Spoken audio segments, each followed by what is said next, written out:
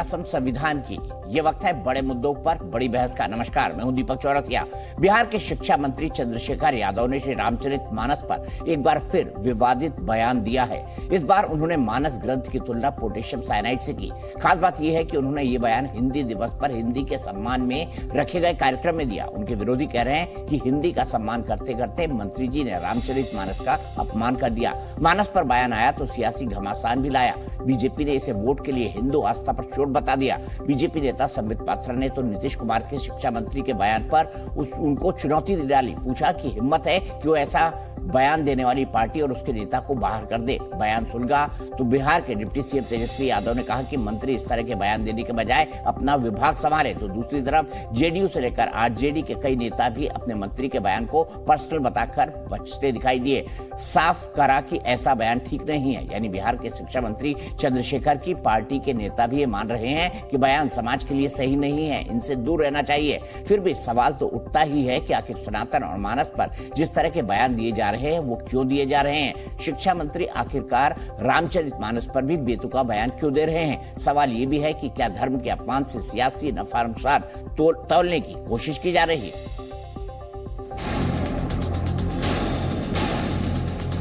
55 प्रकार का खाना परोसा गया हो, उसमें थोड़ा पोटेशियम साइनाइड डाल दिया गया हो तो आप नहीं, इसलिए मेरी आपत्ति वहां है और रहेगी जीवन भर में। जो पोटेशियम साइनाइड टाइप का कुछ चीज है ग्रंथों के अंदर, हिंदू जग चुके हैं, एक एक पाई का हिसाब लेंगे। पहले स्टालिन ने शुरू किया खत्म करने का, अब लालू यादव, नीतीश कुमार। हमको लगता है कि ऐसी बातों में उनको जो है बात नहीं करनी चाहिए, ये सबको इग्नोर करना चाहिए।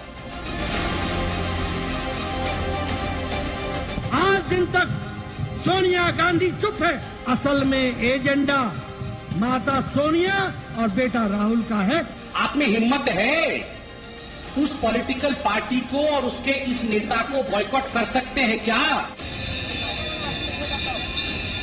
सनातन धर्म का मर्म काशी में है। जो सनातन को गाली दे रहे हैं उन सबका 2024 में मोक्ष होने वाला है। अरे कुछ लोग मूर्खता की बातें करते हैं तो करते रहने दो। राम कृष्ण शिव सबकी पूजा करते।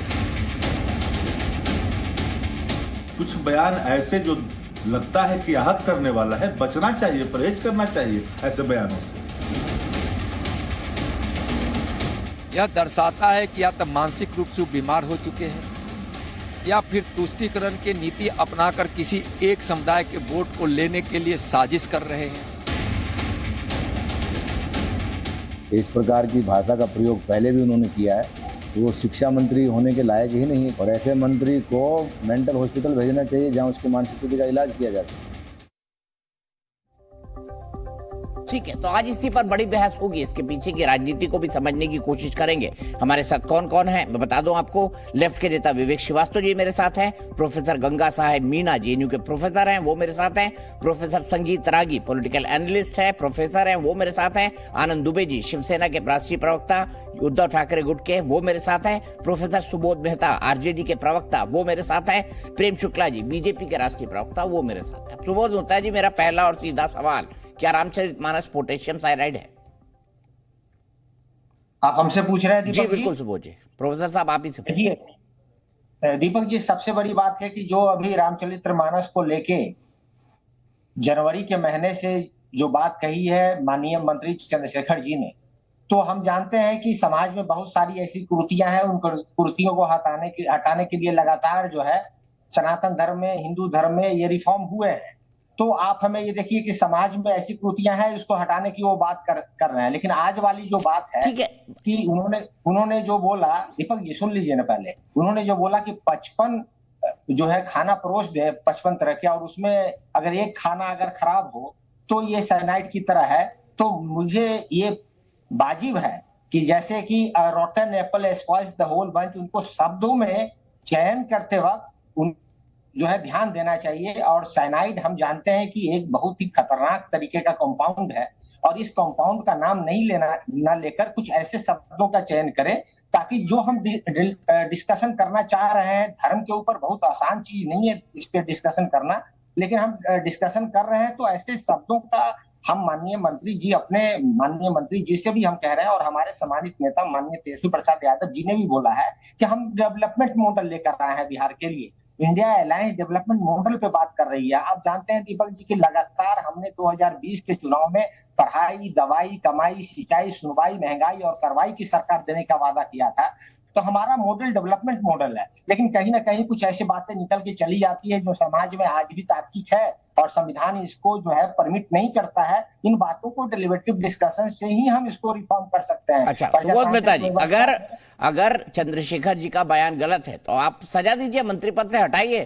भाई सनातन धर्म से तो 140 करोड़ लोग जुड़े हुए हैं ना पूरी दुनिया में, आप उनका अपमान कैसे कर सकते हैं आपकी एक समझ के पीछे? आप बताइए, आप 140 करोड़ लोगों का अपमान करेंगे? अगर उन्होंने गलती की तो हटाइए मंत्री पद से, क्यों मंत्री बने हुए? दीपक जी, मैं आपको कह रहा हूं कि जो बातें माननीय मंत्री ने कही है उसको कॉन्टेक्चुअलाइज करने की आवश्यकता है। ये बातें समाज में हैं, लेकिन शब्दों के चयन में उनको जो है थोड़े ध्यान देना चाहिए था। और शिक्षा मंत्रालय जिस तरीके से 2 लाख नौकरियां लेकर आई है, शिक्षा मंत्रालय में लगातार तब्दीलियां हो रही है, इन बातों को उनको बोलना चाहिए, ना कि कुछ ऐसी बातें की जो मन मुटाव हो समाज में। और देखिए, समाज में त्रुटियों को हटाना, आपने ये सब बात बोल दी सर, मुझे बताइए हटाएंगे मंत्री पद से या नहीं? हाँ या ना? हटाने, देखिए आप जो है उसको कॉन्टेक्चुअलाइज कीजिए। मैं कह रहा हूं कि जो बातें उन्होंने कही है वो समाज में तार्किक है, लेकिन तार्किक है ऐसा होना भाई समाज में, संविधान में ही देखिए हमें आरक्षण मिला है, बाकी सब व्यवस्था हमें मिली है, महिलाओं को आरक्षण मिला है। तो जो महिलाओं के जेंडर के ऊपर, कास्ट के ऊपर, क्लास के ऊपर और जो है विकलांगता के ऊपर हमारे समाज में विभिन्नता है, स्ट्रैटिफिकेशन है। प्रोफेसर साहब मुझे एक बात बताइए, अच्छा एक आखिरी सवाल, फिर मैं आगे बढ़ूंगा बहस में। एक आखिरी सवाल प्रोफेसर साहब, अब शिक्षा मंत्री को समझाना पड़ेगा, राज्य के शिक्षा मंत्री, बिहार जैसे राज्य के शिक्षा मंत्री की शब्दों का चयन ठीक करें। शिक्षा मंत्री को कह रहा है एक प्रवक्ता की शब्दों का चयन ठीक करें। देखिए, मैं कह रहा हूं कि जो कॉन्टेक्चुअलाइज करने की आवश्यकता है, जो नीचे की जो तासीर उन्होंने बताई, तासीर सही है लेकिन शब्द गलत है। मैं तो एकदम खुले मन से बोल रहा हूं। ठीक है, शब्दों का साइनाइड जिस कंपाउंड को हम लोग जानते हैं, उस कंपाउंड बहुत ही मतलब खतरनाक है, उसको यूज कौन कर सकता है ऐसे कंपाउंड को। लेकिन हमने कहा कि rotten apple spoils the whole bunch, इन शब्दों का प्रयोग ज्यादा बेहतर होता, ना कि साइनाइड का प्रयोग होता। समाज में कुरीतियां हैं, उसको हटाने के लिए डेमोक्रेटिक व्यवस्था में रामचरितमानस सड़ा हुआ, मतलब रामचरितमानस सड़ा हुआ एप्पल है, ये कह रहे हैं। मैं कह रहा हूं कि रामचरितमानस में जो जेंडर के ऊपर बात कही गई है, कास्ट के ऊपर बात कही गई है, या क्लास के ऊपर बात कही गई है, विकलांगता के ऊपर जो बात कही गई है, इन बातों ताकंब नहीं खाता है आज के प्रजातांत्रिक व्यवस्था में संविधान से।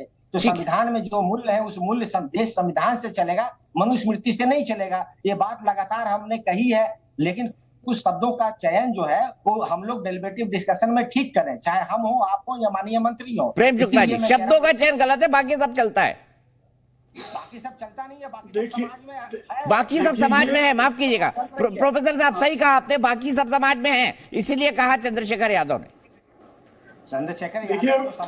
देखिए इस देश के संविधान की उठते बैठते जागते सोते दुहाई देने वालों का बदलाव हो सकता है, लेकिन जो समाज में तार्किक नहीं है, जो संविधान हो गया सुबोध जी, चलता है संविधान में। क्या कास्ट नहीं? आप हमें ये बताइए चौरसिया जी, क्या जेंडर के ऊपर आज यहाँ वायलेंस नहीं हो रहा? मणिपुर में क्या हो रहा था? अच्छा प्रोफेसर साहब, अब रुक जाइए ना, आपने 4-5 मिनट बोला है, रुक जाइए ना प्लीज। प्रेम शुक्ला जी जवाब दे दे, फिर आऊंगा मैं आपके पास, सम्मान के साथ पूरा अवसर दिया जाएगा आपका। प्रेम शुक्ला जी क्या कहेंगे आप? शब्दों का चयन गलत था, लेकिन जो कुरीतियों की बात कर रहे हैं वो तो सही है ना। रामचरितमानस में विसंगतियां हैं ऐसी कि उनको रॉटन एप्पल कहा जाए, सड़ा हुआ सेब। ये संविधान की उठते बैठते जागते सोते दुहाई देने वालों, कृपा करके समझ लीजिए कि इस भारत के संविधान की जो प्रथम प्रति है, उस प्रथम प्रति के प्रथम पृष्ठ जो है, वो जिन मर्यादा पुरुषोत्तम राम के रामराज की संकल्पना को साकार करने के संकल्प के साथ होती है, उन्हीं वो मानस के ही राम है वो। और मानस के उन रामचंद्र के विरुद्ध आप जब कुछ बातें करते हैं, अगर आपके मन में कुछ आशंकाएं हैं तो खुलकर उस पर चर्चा करने के लिए इस देश में लाखों मानस मर्मज्ञ हैं जो आपके हर प्रश्न का अगर तार्किक उत्तर ना दे तो आप उनसे विमर्श करते रहें, उनका विरोध करते रहें। लेकिन आप इसके आधार पर समग्र सनातन के विरुद्ध, समग्र परंपरा के विरुद्ध जिस तरह का प्रलाप कर रहे हैं और उस पर जिस तरह से शिक्षा मंत्री आप कह रहे हैं कंटेक्स्ट क्या है, हिंदी के आप जो है हिंदी ग्रंथ अकादमी, बिहार हिंदी ग्रंथ अकादमी का कार्यक्रम है, उसमें शिक्षा मंत्री महोदय सरकारी अतिथि के तौर पर उपस्थित हैं, तो वहां पर कंटेक्स्ट जो तो साहित्य पर होगा, तो तुलसी के साहित्य पर ही अगर वो चर्चा करें तो चर्चा करने के लिए आमंत्रित है ना। लेकिन अपने अज्ञान को आप जो है तुलसी के मानस को और मानस के प्रभु रामचंद्र को और प्रभु रामचंद्र के सनातन को और सनातन के मूल्यों को गरियाने के लिए अगर आप प्रयोग में कर रहे हैं तो कृपा करके बताइए कि कल इसी तरह से अन्य, जैसे भाई एक ऐसी स्थिति दीपक जी है, आप जानते हैं कि शिया सुन्नी विवाद में शिया नमाज में खड़े होते हैं और लश्कर जहांगीर जो है वहां बम फोड़ देता है, अलकायदा जो है सारे शिया को मार देने की बात करता है। वहां पर पैगंबर मोहम्मद साहब का जो मजार है या उनका जो स्थान है, उस स्थान को जो है सऊदी किंग्स ने जो है उसको वहां के सारे स्वर्ण और जो आभूषण नचवा लिए, मौला अली की जो मजार खतरे में आ गई, ये स्थिति है। तो इस आधार पर इस्लाम में ये कुरीतियां हैं, ये हिंसा है, हलाला जैसी कुरीतियां हैं, इस आधार पर इस्लाम को नष्ट कर दिया जाए, उनके समर्थन में खड़े हो जाएंगे क्या? और अगर इस तरह का बयान श्रीमान चंद्रशेखर यादव जी दे दे तो क्या लालू प्रसाद यादव जी उनको अपने मंत्रित्व कोटे के मंत्रिमंडल में और नीतीश कुमार जी मुख्यमंत्री के तौर पर उनको शिक्षा मंत्री के रूप में बरकरार रख पाएंगे क्या? कल्पना कीजिए आप कि कोई सलमान रश्दी जो है वो नीतीश कुमार जी के मंत्रिमंडल का आदरणीय शिक्षा मंत्री हो, ये संभव है क्या? बताइए प्रोफेसर सुबोध, फिर मैं जाऊंगा विवेक श्रीवास्तव जी के पास। दीपक जी क्या कह रहे थे? चलिए कोई बात नहीं, आगे ही बढ़ते हैं, आपको पता ही नहीं वो क्या कह रहे थे, फिर बहस किस बात की करें। विवेक श्रीवास्तव जी बताइए, प्रेम शुक्ला एक पॉइंट कह रहे हैं, ठीक है, हमेशा हमला सनातन पर ही क्यों, ये सवाल बीजेपी लगातार उठा रही है और लोगों का यह मानना है कि INDIA की मौन सहमति है इस पर, यह आरोप बीजेपी लगा रही है, मैं नहीं, ऐसा नहीं है। देखिए, सनातन धर्म के अंदर कास्टिज्म एक कुरीति है, हम सबको मानना पड़ेगा।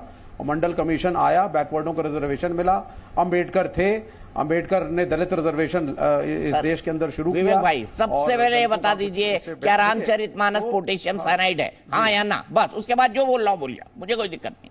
नहीं, उन्होंने रामचरितमानस को पोटेशियम साइनाइड नहीं कहा है। और पहली चीज, जैसा कि ये प्रोफेसर साहब भी कह रहे थे कि हम गलत कंटेक्स्ट में उसको समझ रहे हैं। He is a good minister, he is working hard, that is one truth. Other parties की वो इस समारोह में गए थे, उनके शब्दों का चयन गलत हो सकता है। वो ये कह रहे थे साहब 55 तरह के भोज रखे हुए हैं, ये हिंदू धर्म एक तरीके से है, लेकिन अगर इसके अंदर कोई कुरीति पड़ जाती है पोटेशियम साइनाइड टाइप की, तो इसको टोटल डाइजेस्ट करने में समस्या। वो इस तरह से कुछ एक्सप्लेन करना चाहते थे, लेकिन गलत बोल गए, गलत शब्द बोल गए।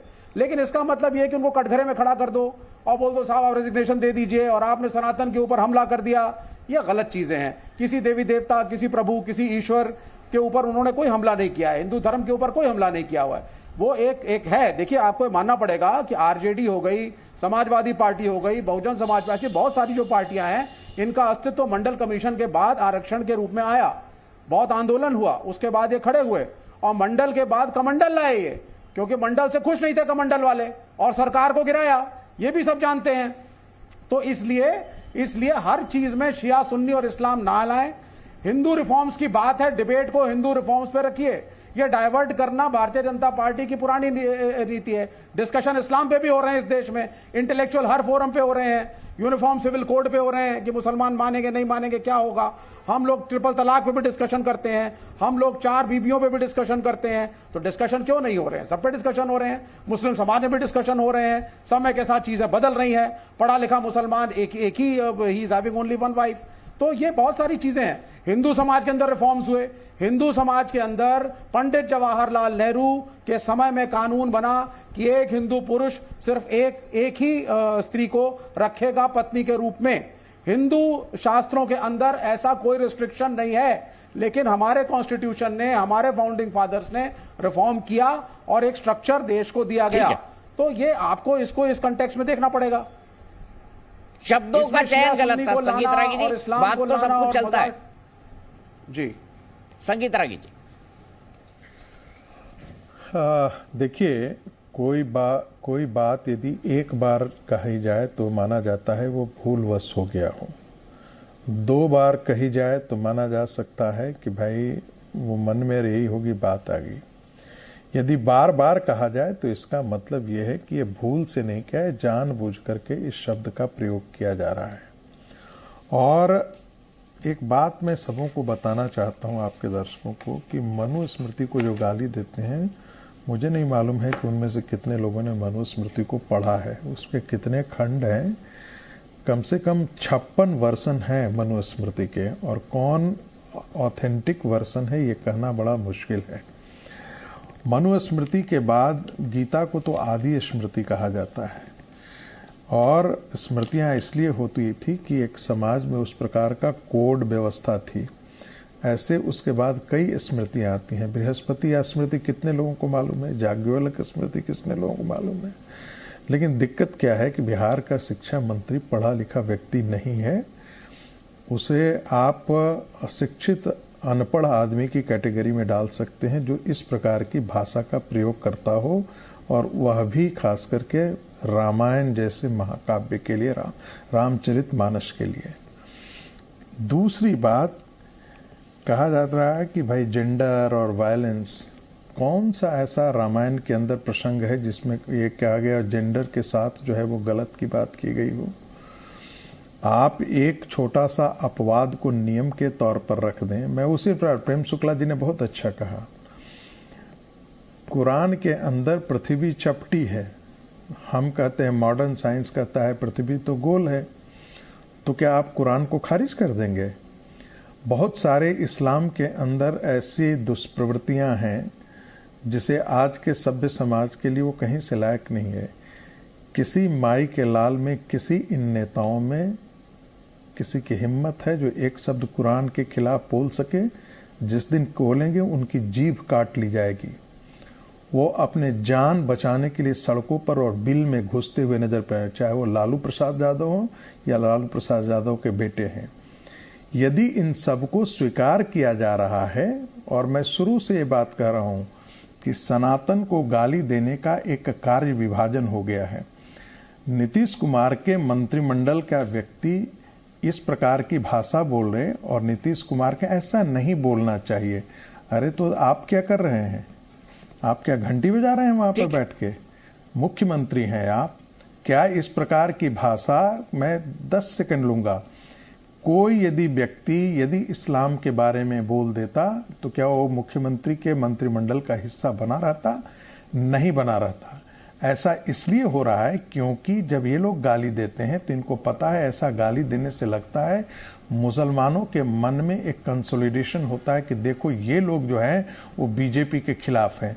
तो जितना जो बीजेपी के खिलाफ होगा, जितना जो हिंदुत्व के खिलाफ होगा, वो मुसलमानों के वोट बैंक को कंसोलिडेट करेगा।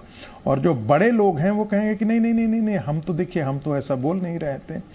लगभग ये कार्य विभाजन जो है वो हर क्षेत्रीय दलों ने अपना लिया है और कांग्रेस पार्टी ने। आप जरा देखिए, एक 10 सेकंड खत्म कर रहा हूं। राहुल गांधी गाली देते हैं, उनके सिपह सलार हिंदुत्व को गाली देते हैं, और जो उनके छत्रप हैं चाहे वो डीके शिव कुमार हो, वो गौमूत्र से कर्नाटक के विधानसभा का शुद्धिकरण करते हैं। उनके कमलनाथ जो है वो हनुमान चालीसा का पाठ करवाते हैं। उपसी बाबा बागेश्वर से जो हिंदू राष्ट्र की घोषणा रोज करते हैं। तो ये जो कार्य विभाजन है उसको देखिएगा, ये 2019 के कैम्ब्रिज एनालिटिका का इस बार बेहतर तरीके से प्रयोग है कि हम 20% मुसलमानों को गोलबंद करें और 80% हिंदुओं को जाति के नाम पर तोड़ें। ये लोग, ये राजनीतिक कुकर्मी, यही लोग कुकर्म कर रहे हैं। ठीक है, इसके अलावा और कुछ नहीं है। ठीक है, सनातन को जात के नाम पर तोड़ें और उसके बाद मुसलमानों के वोट को कंसोलिडेट करें। सुबोध मेहता जी, यही आपकी रणनीति है, यही आपकी राजनीति है? देखिए, लगातार भारतीय जनता पार्टी जब से इंडिया अलायंस बनी हुई है तिलमिलाई हुई है। 15% का नाम लेके 85% का वोट लेना चाहती है। और बात यहाँ जाति की ले आते हैं ये लोग। आप हमें अभी रागी साहब कह रहे थे सनातन के ऊपर इतनी चर्चा, फिर बाद में इस्लाम लेकर आ गए, फिर बाद में जाति लेकर आ गए, लालू जी और तेजस्वी जी को भी लेकर आ गए, चंद्रशेखर को तो बोल ही रहे हैं। वो इतना बड़ा उन्होंने पैनोरमा यहाँ बना दिया। तो मैं ये कहना चाहता हूँ कि भगवान एक है, मोनोथिज्म है, चाहे वो क्रिश्चियनिटी हो, इस्लाम हो, जुडाइज्म हो, हिंदुइज्म हो, एक ही भगवान मानते हैं। जब हम एक भगवान मानते हैं तो हम ये बताइए हम अलग कैसे हैं? इब्राहिमिक रिलीजन में देख लीजिए, क्रिश्चियनिटी में, जुडाइज्म में, इस्लाम में वो लोग क्या मानते हैं? जो वो मान रहे हैं वो सारी बातें अगर सनातन की करी जाए तो आदि से अनंत इस बीच में सारे हैं। अब हमें ये बताइए, रागी जी बताएंगे यहाँ पे बुद्धिज्म कहाँ गया भाई? बुद्धिज्म कहाँ गया सनातन में? तो आप हमें ये बताइए कि जो बातें अगर है रागी साहब, जो बातें अगर है कुछ ऐसी बातें, तो उन बातों को हम डेलिब्रेटिव डिस्कशन से कर सकते हैं। लेकिन मैं अभी भी कह रहा हूँ, और चौरसिया जी चला रहे हैं, संविधान की कसम, अभी स्क्रीन पे आ रहा था, संविधान की कसम हम लोगों ने ली है, हम भारत के लोग संविधान से चलेंगे। आप मनुस्मृति और कहाँ की बात किया गया, कितने खंड की बात कर गए, किसने? तुलसीदास दुबे ने लिखा, तुलसीदास, और उसको जो है बनारस में पीटा भी गया। किसने पीटा? हमने पीटा? नहीं पीटा ना।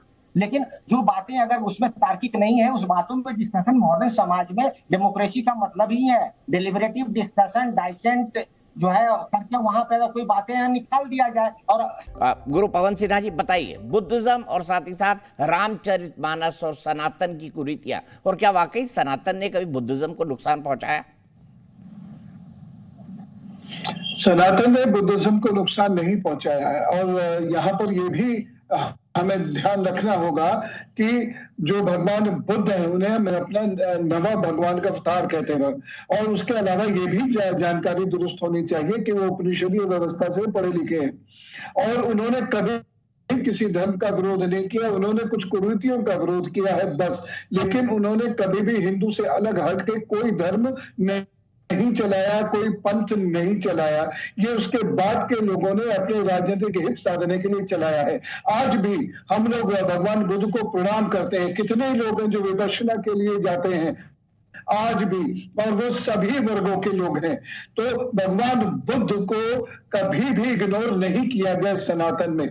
मनुस्मृति की यहाँ प्रोफेसर साहब ने बात उठाई थी, तो मनुस्मृति में बहुत स्पष्ट ये भी लिखा हुआ है जो, और उन्होंने ठीक कहा कि राजनीतिक ये लोग पूरी मनुस्मृति की चर्चा नहीं करते। मनुस्मृति में यहाँ तक भी कहा गया है कि किस तरीके से यदि आपका एक वर्ण है तो आप जब द्विज होते यानी दोबारा जन्म लेते हैं, दोबारा जन्म से मतलब है जब आप पढ़ते लिखते हैं, तो फिर आपका जो धर्म है, मूल जन्म वाला धर्म, वह बदल जाता है। तीसरी चीज जो बार बार तुलसीदास जी पर इल्जाम लगाया जाता है, दरअसल वो संवाद समुद्र का है।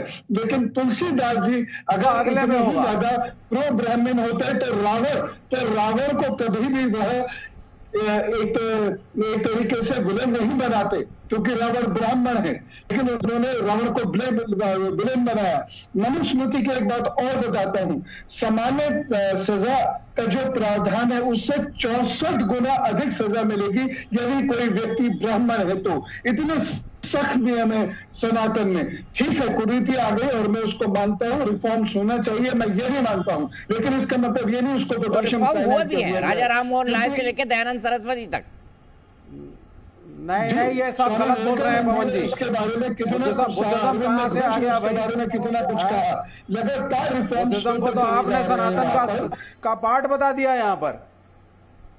तो विवेक श्रीवास्तव आप समझिए सनातन क्या है? आप तो विवेक है ना, समझाइए सनातन क्या है? बिल्कुल गलत फैक्ट्स यहाँ बोले जा रहे हैं, बिल्कुल गलत फैक्ट्स बोले जा रहे हैं। एक तो नारे सुनिए, अब आप मेरी बात सुन लीजिए पवन जी। आप 1930 लेकिन सनातन के इतिहास से नहीं 1930 के बाद का बुद्धिज्म नहीं है सनातन। आप बिल्कुल गलत बोल रहे हैं। You are technically wrong, conceptually wrong. वैसे आप बहुत अच्छा बोलते हैं, आज जो आप बोल रहे हैं भाई आज सब गलत है। सुनिए, अब आप सुन लीजिए, उन्हें भगवान, आप कहिए भगवान बुद्ध ने आप, अरे सुन लीजिए प्रभु, सुनिए, ये तो बात की एक करके बोलिए। अब आप सुन लीजिए प्लीज।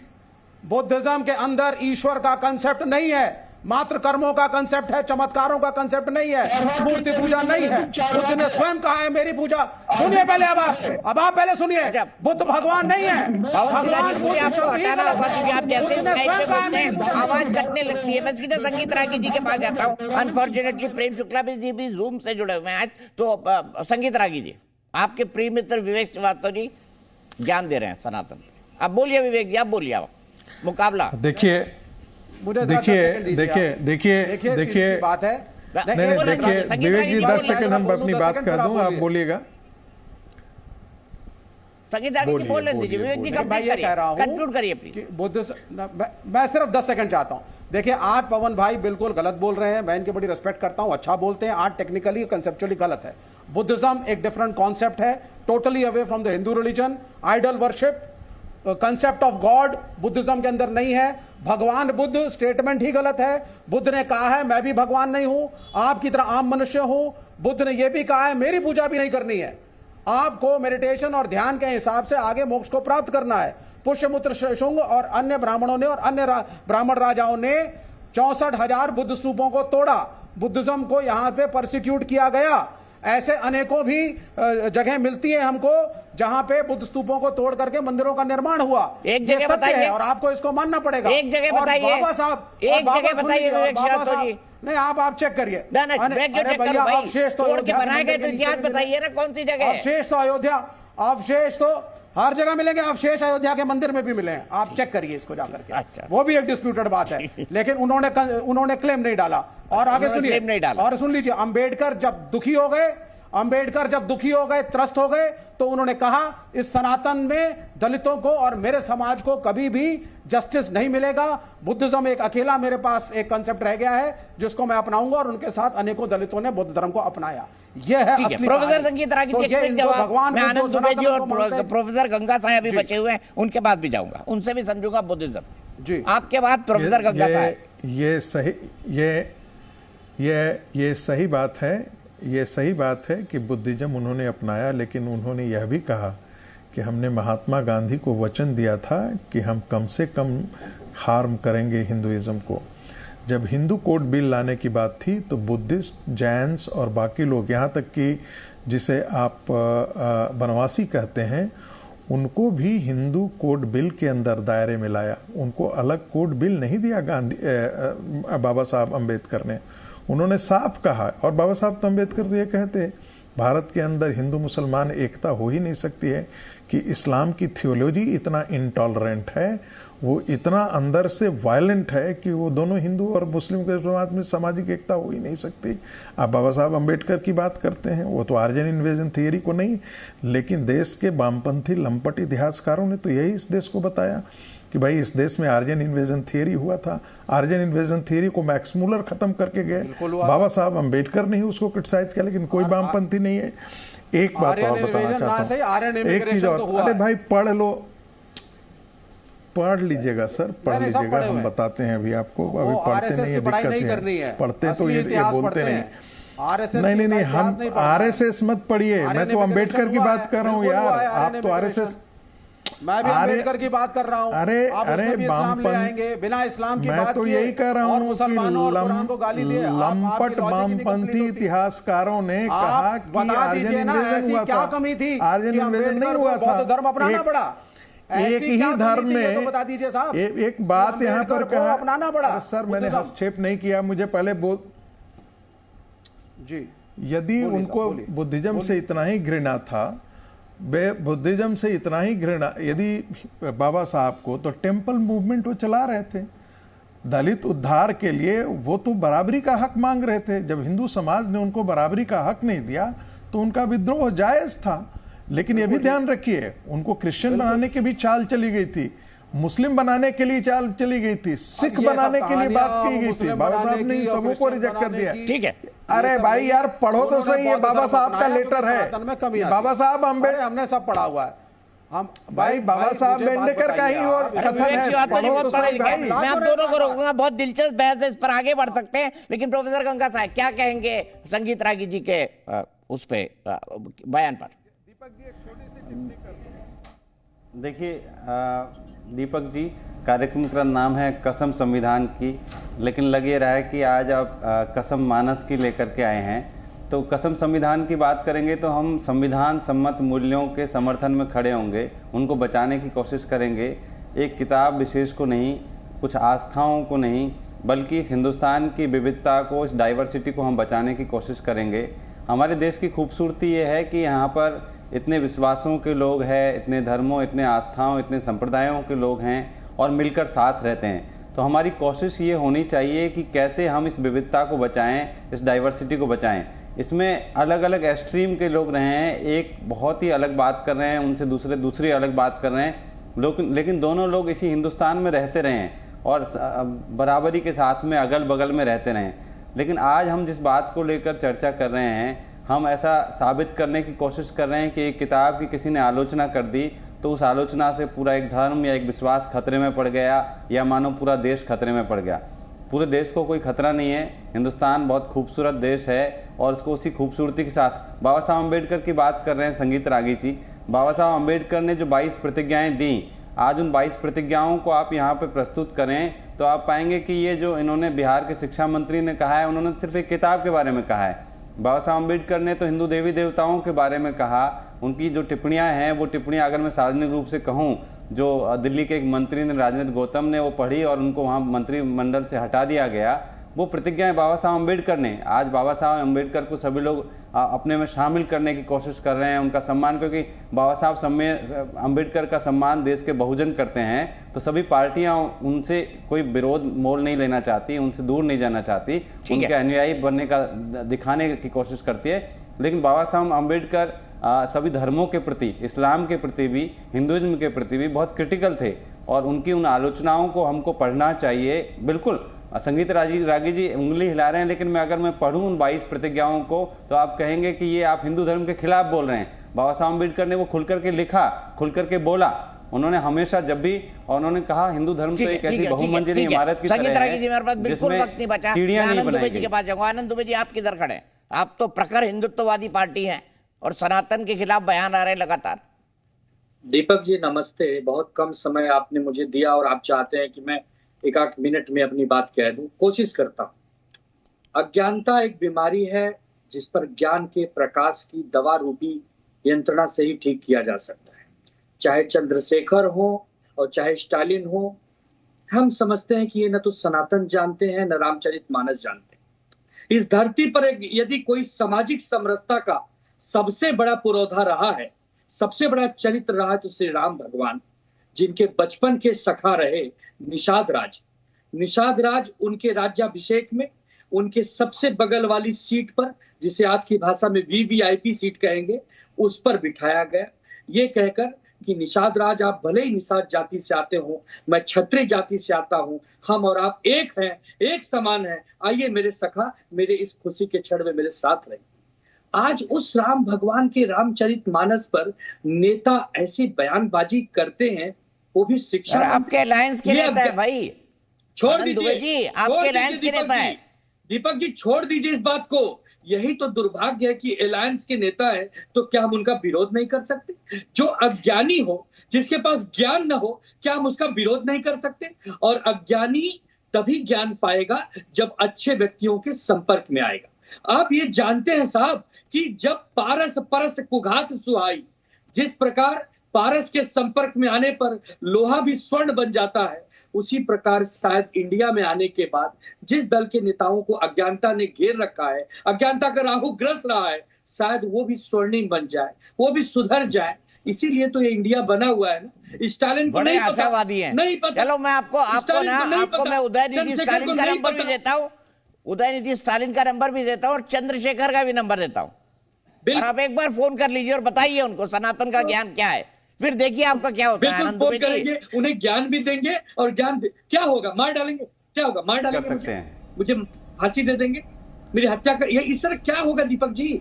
मैं मेरे सनातन, मेरे हिंदुज्म पर उतना ही गर्व महसूस करता हूं जितना बाकी अगर कोई धर्म का व्यक्ति अपने धर्म पे करता हो। ठीक है, अगर स्टालिन और चंद्रशेखर अपने धर्म को भी जान लेते तो सनातन और हिंदुत्व पर बात नहीं करते। कोई धर्म बैर नहीं सिखाता। इतना ज्ञान प्रभु कहाँ था? मुझे तो पहले से ही आपको डिबेट पे लाना था, गलती हो गई मुझसे। मुझे सबसे पहले सवाल आपसे पूछना था आनंद दुबे जी। चलिए कोई बात नहीं। जी